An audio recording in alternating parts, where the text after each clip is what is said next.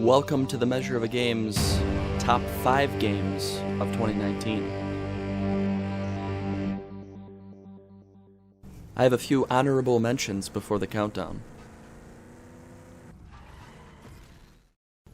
Rage 2.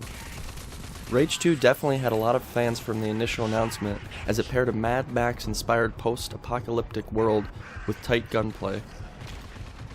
That's pretty much where I'll leave Rage 2, as the story, characters, and overall scope just didn't give me enough to make this a truly outstanding title. Wargroove. Not enough of my time has gone into Wargroove, an Advance Wars-inspired turn-based tactics game set in medieval times. The art style is there, the gameplay loop is there, and I believe the story is there. Just my time invested isn't. Pokemon Shield. Pokemon Sword and Shield have the accolades of being the first main series titles on a home console. I say home console loosely, as the Switch is a hybrid console with docked and mobile modes. Just like Wargroove, I put roughly 10 hours into Pokemon Shield, a minuscule amount for what I think this title offers. It's been a long time since I've sat down to play a Pokemon game. Not since 2013's Pokemon X on the 3DS. And frankly, I'm lost with all these new pocket monsters. Something I haven't felt since I booted up Red version in the 90s. Fell Seal, Arbiter's Mark. Arbiter's Mark oozes nostalgia for me, giving me flashbacks to Final Fantasy Tactics, a game I so much enjoyed growing up. With deep customization in terms of characters, class, and abilities, and an intriguing turn-based gameplay, this is a game I'll be jumping back into soon. Mutant Year Zero Road to Eden. So there is a caveat to this game. It came out in late 2018 and on the Switch in 2019, so I'm including it in this list, but I've only played it on PC. To me, Mutant Year Zero has that style factor, throwing you 3 mutant Looney Tunes characters to make your way through a rundown world. Mix that with a compelling turn-based gameplay, a la the Firaxis XCOM series, and there is quite a bit to enjoy with this game.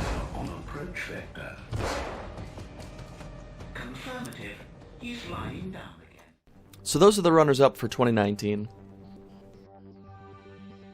Let's move on to the top 5 games of 2019. Number 5. The Legend of Zelda: Link's Awakening. Link's Awakening has always stood in the shadows of the Zelda franchise. It didn't contain the Save the Princess formula that games before it or after it used as the plot directive. It was made for the Game Boy back in 1993, with graphics subpar when compared to the colorful SNES title a year earlier, The Legend of Zelda: A Link to the Past.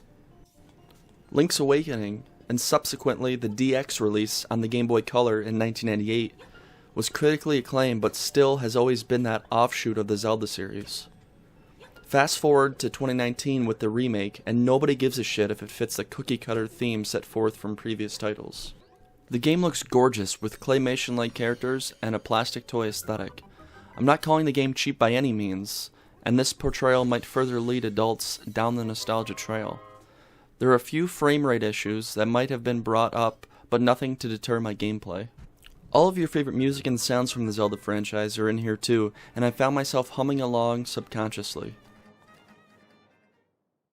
Set in a top-down world, with puzzles and platforming, it feels like you're playing with toys from your youth.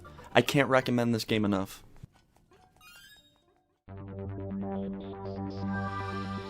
Number 4.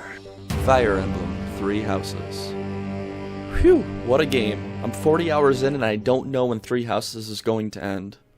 So there's 3 houses and you get to choose one to teach to. I chose Edelgard's Black Eagles team since they look to be the most diverse and quirky. Wait, did I mention I was a teacher instructing students on skills that they'd use in combat against an assortment of our enemies? There is a certain sense of pride when I see Burn, I call her Burn because we're close, show off and land a critical hit, totally obliterating an enemy unit. Something I taught her. The story is wonky with you gaining powers and very few people really being alarmed. Time passes and you eventually get to see all of your students grown up. The turn-based battle system is something I have always enjoyed in the Fire Emblem series. The characters are all fully voice acted, just their voices aren't synced with their mouths. You as the hero are also a silent protagonist, which leaves something to be desired. A great addition to the Fire Emblem series, as they are doing something new and fresh. I'd recommend this to anyone who has a Switch with several days to kill.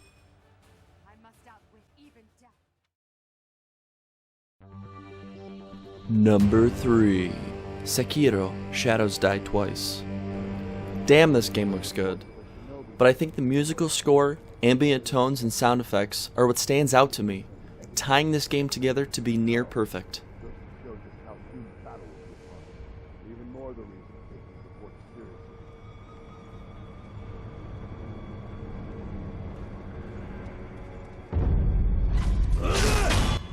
I believe if I had played more of Sekiro, it would be my game of the year. With tight third-person combat only From Software seems to be able to achieve, comes a compelling story with brutal difficulty. Set in a warring Japan, you play more of a stealth character when compared to the Dark Souls or Bloodborne worlds. Only when shit gets crazy should you reveal yourself to multiple enemies. The game is seamless and the land is lively. I need to get back into the world of Sekiro.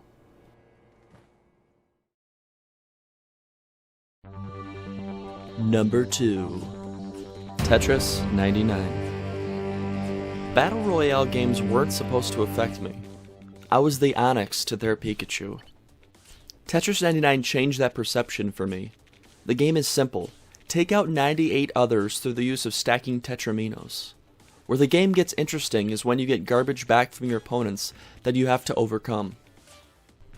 I'm putting Tetris 99 in its second place for 2 reasons. They have added a multitude of different adjustments for better control and customization for the way that you play. There are now daily missions that you can complete to win tickets. These tickets can be used to customize the theme of your battle screen. This breaks up the monotony of just playing Tetris 99 against 98 other people. Additionally, there are player icons that can be unlocked by performing certain tasks, like achieving Tetris Maximus, a win, with having 3 or fewer KOs. This game came out of nowhere and still has its hold on me, with over 110 hours played on record. As a free game, this has one of the highest replay values for me this year. And finally, the moment you've all been waiting for. Number 1. The Outer Worlds. To be honest, I was a little worried for The Outer Worlds when it was first announced during the Game Awards in 2018. I was worried that Obsidian Entertainment, the developers of The Outer Worlds, was over-ambitious in their scope when compared to one of their most popular games, Fallout New Vegas. As being a spiritual successor to New Vegas, The Outer Worlds had quite the reputation to uphold. Fallout New Vegas was Obsidian's to develop, but it was published by Bethesda, who first developed Fallout 3 and later would go on to develop Fallout 4 and now the abysmal Fallout 76. Enough about those other games. The Outer Worlds knocked it out of the park for me on all levels this year.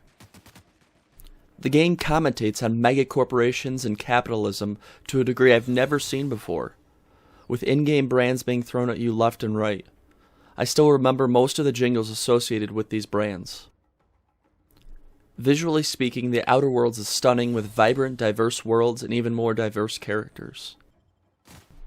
In terms of gameplay, tactical time dilation is the New Age VATS mechanic that gives the game a more methodical way to play, besides the straightforward run and gun. You can slow down time and choose where to hit your opponent, giving you the upper hand to find weak points. Your band of companions are a wild bunch, each with their own side missions. Some of these are short, and some can go on for a few hours once you unlock all of the worlds. This was one of the only shortfalls for the game. It's almost as if the developers wanted you to utilize one character more than another. The game time investment for the player is another standout feature of the game. At only 20 to 25 hours, the story is palatable, with multiple playthroughs and multiple builds being something on my docket in the coming months. Well, if you agree with me or not, those are the measure of the game's top 5 games of 2019. What stood out to you this year? Let me know what you think or what your list would be in the comments below. See you in 2020.